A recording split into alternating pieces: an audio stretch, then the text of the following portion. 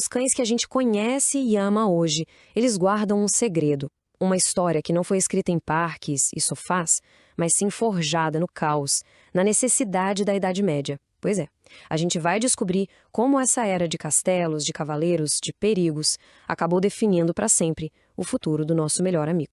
Olha só a nossa jornada. A gente começa lá na queda de Roma e vai passando por fortalezas medievais, pelas florestas da nobreza e pelos campos de pastoreio. Vamos ver como os cães se tornaram guardiões, caçadores super especializados e parceiros de trabalho essenciais. E o mais legal é entender como cada uma dessas funções foi esculpindo o cão moderno que a gente conhece. Bom, primeiro vamos montar o cenário. Com o fim do Império Romano, a Europa se fragmentou. Acabou aquele poder centralizado, sabe? E o que surgiu no lugar foi um mundo bem mais perigoso, descentralizado. E é nesse novo mundo que novas necessidades, bem urgentes, deram origem a novos trabalhos para os cães, trabalhos vitais. Essa frase aqui, ela é a chave de tudo. Ela resume a maior transformação na história dos cães.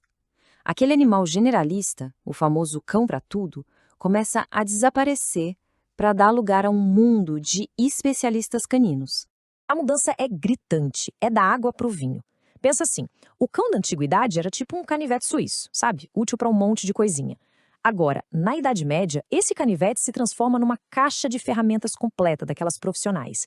Cada cão é uma ferramenta projetada para uma tarefa muito específica e vital.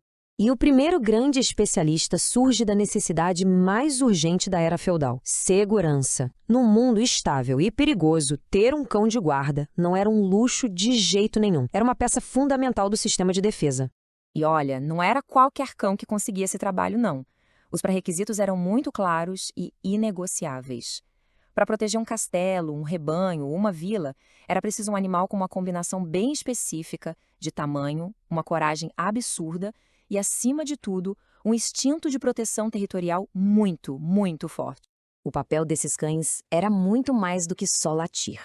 Eles não eram alarmes vivos, eram sentinelas de castelos, protetores de rebanhos inteiros e defensores de vilarejos. O legado deles vive até hoje, sabe onde? Nas raças do tipo Moluço. Aqueles cães grandes, de constituição forte, como os mastins. Tá tudo ali, no DNA deles. Agora, vamos mudar de cenário. A gente sai da muralha do castelo e vai para as florestas da nobreza. Nessa época, a caça deixou de ser só um jeito de conseguir comida. Ela virou um ritual, um esporte, um símbolo de status. E essa mudança toda foi o que impulsionou uma verdadeira explosão de especialização canina. Uma caçada medieval não era um trabalho para um cão só, não. Era uma operação super complexa que precisava de uma equipe de especialistas. É por isso que um Beagle até hoje segue um rastro com aquela obstinação, uivando para avisar, e a explosão de velocidade de um galgo correndo atrás de uma bolinha. É a memória genética daquela perseguição implacável da equipe de caça medieval. E esse é um ponto de virada fundamental. Pela primeira vez, os humanos começaram a selecionar cães de forma intencional. Não era só por instinto, era com um objetivo claro na cabeça. Eles escolhiam os mais rápidos para cruzar com os mais rápidos, os de melhor faro com os de melhor faro. Mesmo sem entender nada de genética, eles estavam moldando o futuro das raças. Agora, vamos deixar as florestas da nobreza e ir para os campos. A economia medieval dependia muito da pecuária, e gerenciar rebanhos gigantes era um desafio imenso. Isso exigiu um novo tipo de trabalhador canino, um cão definido não pela força bruta, mas por uma inteligência, assim, notável. O trabalho de um cão pastor era de uma complexidade incrível.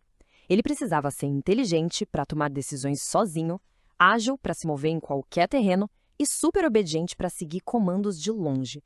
Aquele foco intenso, quase hipnótico que a gente vê no olhar de um border collie, é isso. É ele controlando o rebanho com pura concentração, um eco direto desse trabalho medieval. E a grande sacada aqui é que esses cães não apenas protegiam o rebanho, eles o gerenciavam ativamente.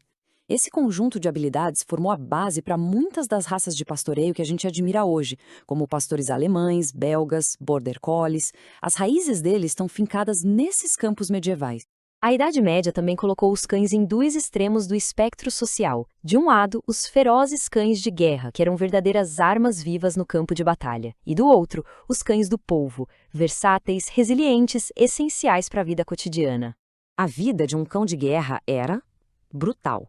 Eles eram treinados para atacar, para intimidar e para proteger seu condutor a qualquer custo. Esses animais eram a personificação da coragem e da lealdade levadas ao extremo. Eram características forjadas no calor da batalha.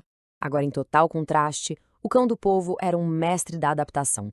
Menorzinho, mais versátil, ele era o caçador de ratos, o alarme da casa, um verdadeiro faz-tudo. É por isso que um terrier moderno cava o jardim com tanta determinação, sabe? Ele está só seguindo o mesmo instinto de caçar presas em tocas, um legado direto desse trabalhador humilde e super resiliente. E assim a gente chega ao passo final e talvez o mais crucial dessa evolução toda.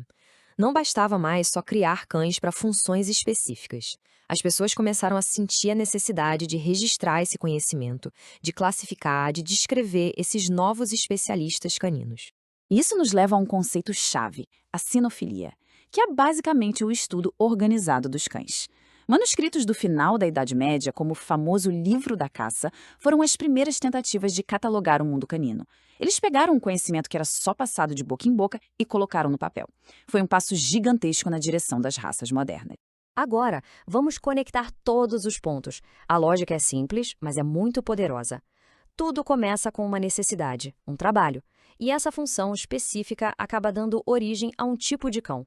E quando um tipo de cão se provava útil, ele era mantido, era aprimorado por gerações, com cruzamentos seletivos que pouco a pouco estabeleceram uma linhagem com características bem reconhecíveis. E, finalmente, essas linhagens, refinadas ao longo do tempo, se tornaram a fundação, a matéria-prima, a partir da qual as raças de cães que a gente conhece e ama hoje foram formalmente estabelecidas séculos mais tarde. E tudo isso nos deixa com uma última reflexão. Da próxima vez que observar um cão, seja um pastor incansável, um terrier cavando o jardim com fervor ou um guardião leal roncando no sofá, vale a pena se perguntar: que trabalho medieval o DNA desse cão ainda se lembra? A resposta, muitas vezes, está ali, bem na nossa frente.